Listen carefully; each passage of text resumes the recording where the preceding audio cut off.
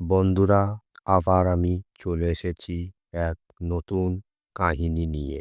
কাহিনীটি হলো শ্রীকৃষ্ণ ও যমুনা দেবীর দিব্য বিবাহ।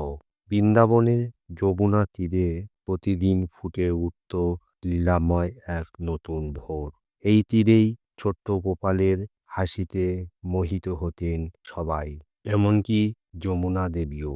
তারপর কৃষ্ণের লীলায় নীরব সাক্ষী হয়ে যমুনার হৃদয়ে জন্ম নেয় এক গভীর আকর্ষণ। কিন্তু শ্রীকৃষ্ণের হৃদয়ে চিরকাল বাঁধা রাধার অনন্ত প্রেম। এটি সত্য। যমুনা দেবী জানতেন, হঠাৎ একদিন যমুনা শুকোতে শুরু করলো। বৃন্দাবন জুড়ে ছড়িয়ে পড়ল ভয় ও দুঃখ। তখনই যমুনা দেবী বুঝলেন, তার শক্তি ফিরে পেতে শ্রীকৃষ্ণের আশ্রয়ই প্রয়োজন।